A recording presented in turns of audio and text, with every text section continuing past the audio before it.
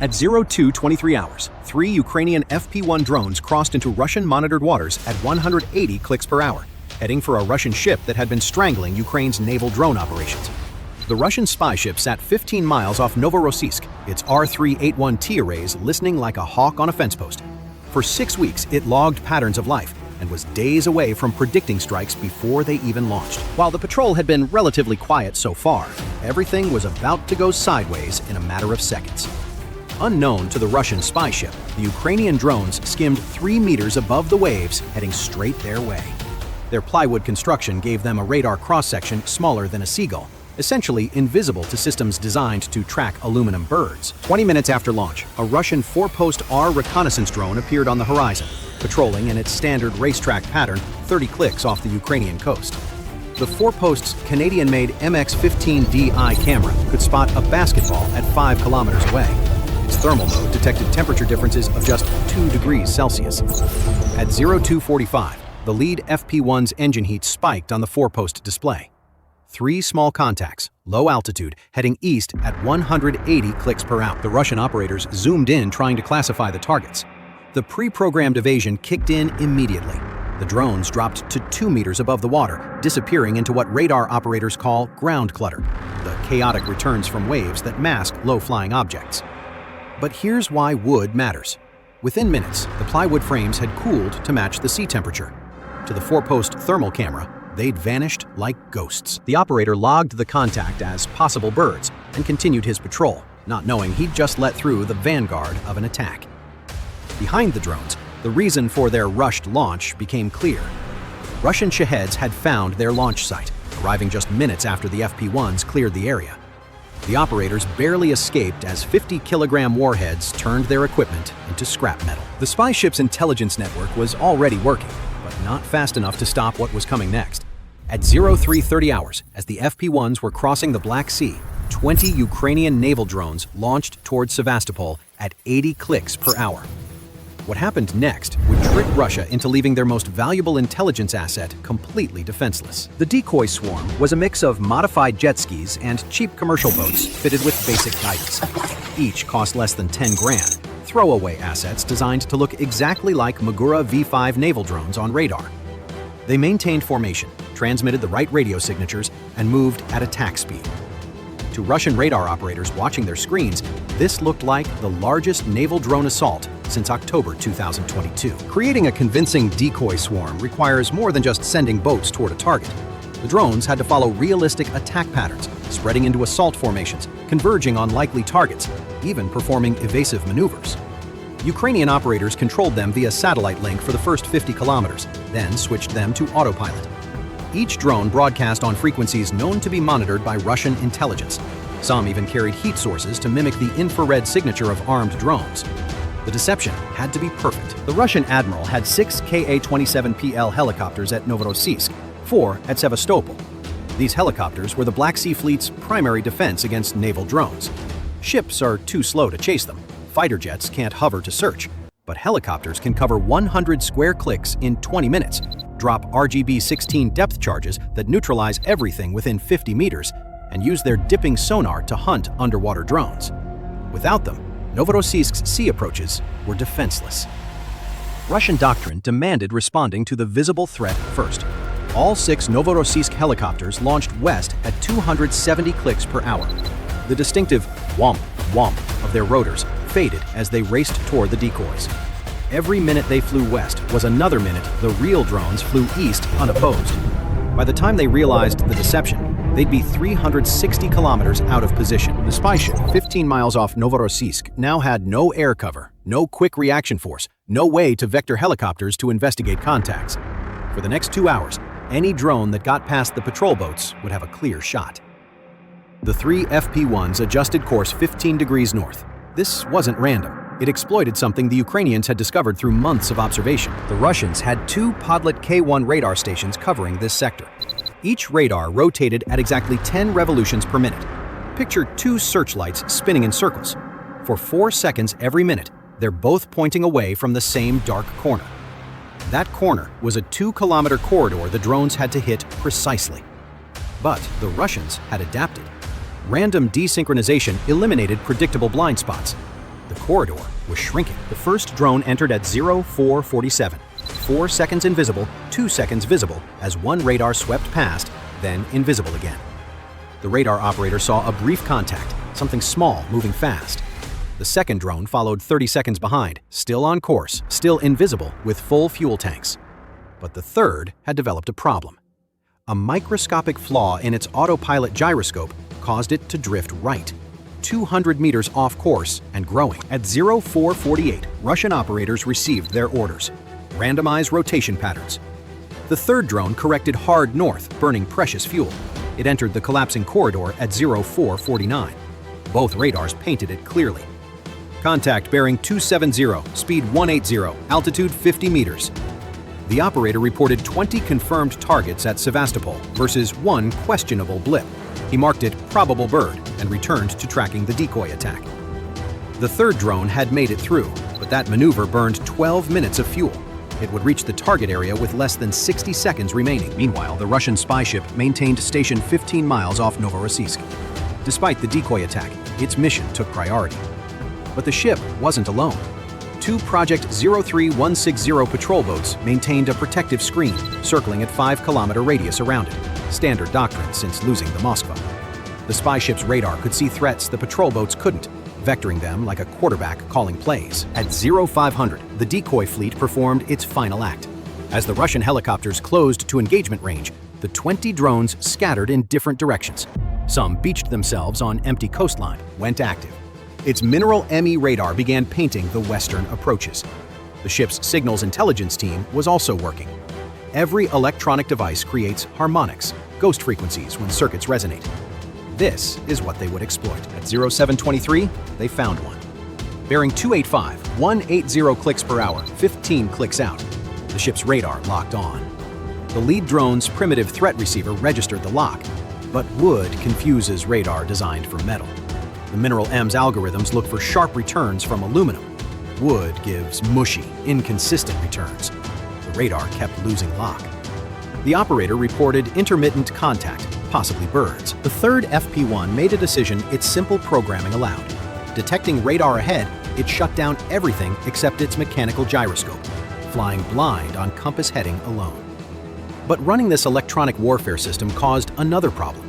Its R934UM jammers protecting against naval drones were creating electromagnetic noise across multiple bands. The jammers operated at 20 to 1000 megahertz, right in the middle of the ship's communication frequencies. Every time they transmitted, they degraded their own radar returns. Russian doctrine called this electromagnetic fratricide, your own systems interfering with each other. A calculated risk, the manual said. They were about to learn the true cost. At 0725, the ship threw a patrol boat at the intermittent contacts. The boat lit out at 35 knots, crew scrambling to man the forward PKM machine gun. The gunner slammed in a fresh 200-round belt, eyeballed the iron sights, and locked himself against the mount like he was riding a mechanical bull. His loader posted up with 2 more belts ready to rock. Others circled in place until their fuel ran out. A few simply stopped moving. None attempted to reach actual targets. Their job was already done. The helicopters spent another hour hunting stragglers, burning fuel, wasting ammunition on drones that cost less than a single depth charge. By the time they headed home, they were 180 kilometers from Novorossiysk, and half their fuel was gone. The real attack was still coming. But visibility continued dropping as morning fog thickened. At 0600 hours, the lead FP-1 was now 240 kilometers from the target when its GPS position began sliding east. The drone wasn't turning.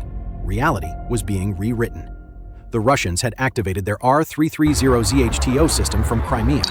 This wasn't crude jamming. The system whispered lies, broadcasting fake GPS signals at 100 watts versus real satellites at 0.00001 watts. The Russians had perfected this trick and started walking drones toward the ground. Now, they were walking the FP-1 toward a Pantsir battery. But here's the thing. Ukrainian operators had learned, too. Every 50 kilometers, oil platforms dotted the Black Sea.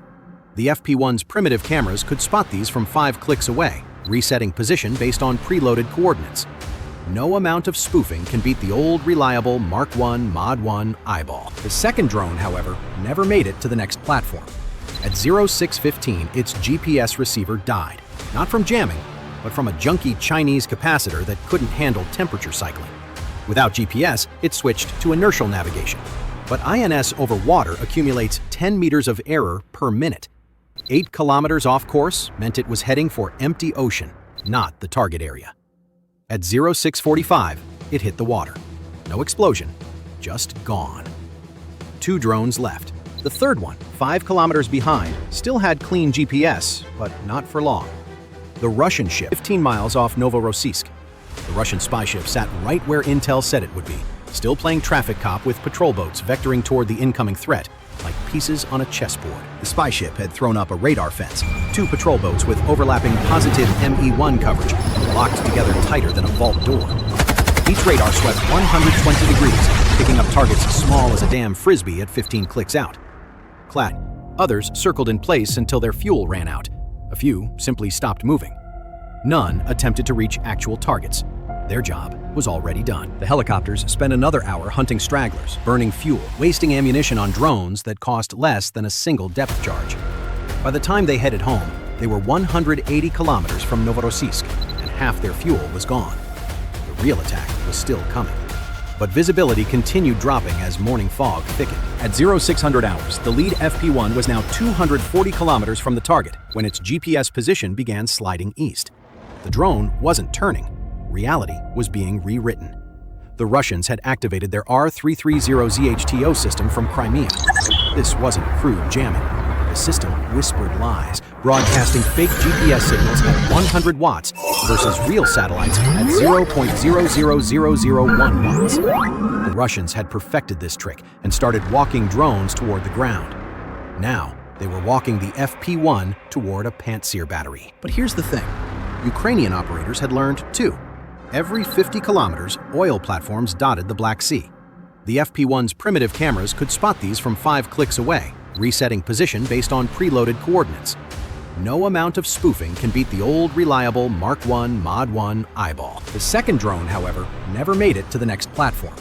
At 0615, its GPS receiver died, not from jamming, but from a junky Chinese capacitor that couldn't handle temperature cycling. Without GPS, it switched to inertial navigation. But INS over water accumulates 10 meters of error per minute. 8 kilometers off course meant it was heading for empty ocean, not the target area. At 0645, it hit the water. No explosion, just gone. 2 drones left.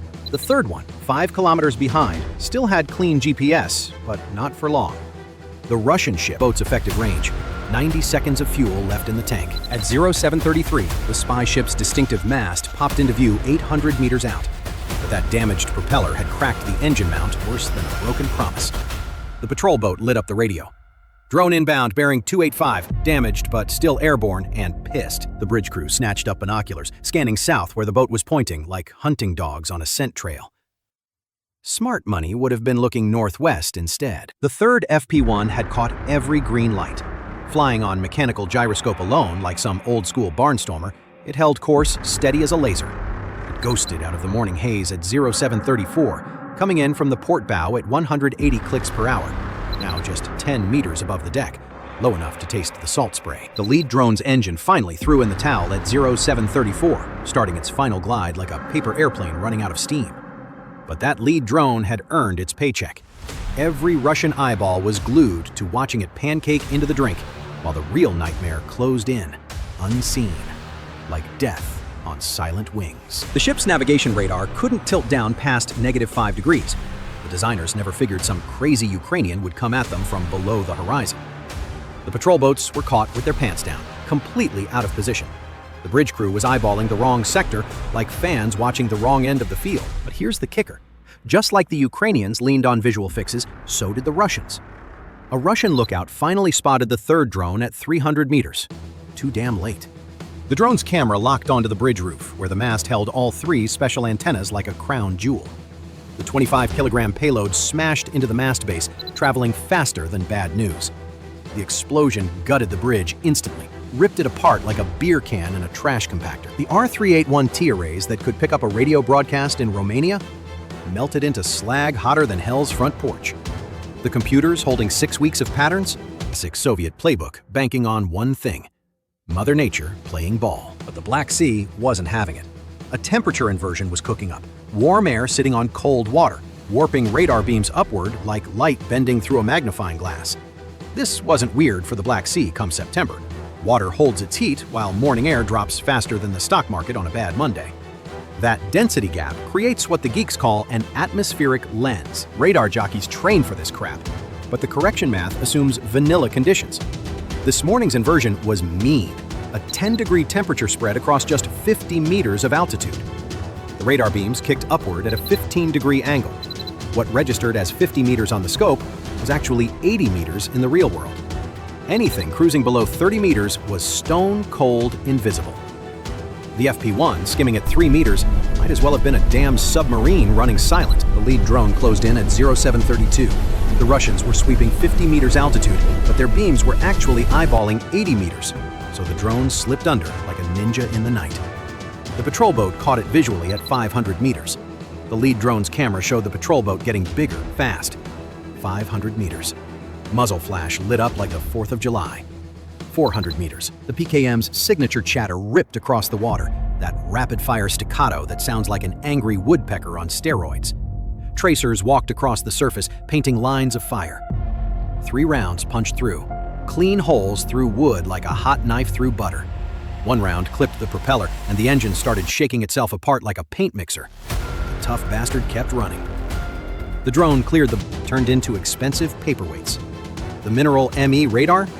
Twisted into modern art that Salvador Dali would have been proud to sign. Secondary explosions ripped through the power supplies like a chain of firecrackers going off in a closet. The fires finally burned themselves out 18 hours later. The ship's electronic radar suite looked less like military hardware, more like abstract sculpture at a modern art museum. All melted circuits and twisted metal crying for mercy. 6 weeks of intelligence gathering, dozens of recorded launches, the patterns that would have ended Ukraine's drone war dead in its tracks, all gone up in smoke faster than a winning lottery ticket in a bonfire. The ship would sail again, sure, but its electronic eyes and ears were permanently fried, blind and deaf as a stone. Within hours, Ukrainian drones were launching from brand new sites with fresh patterns, invisible once again like they'd never been spotted at all. The Russians could still hammer launch sites,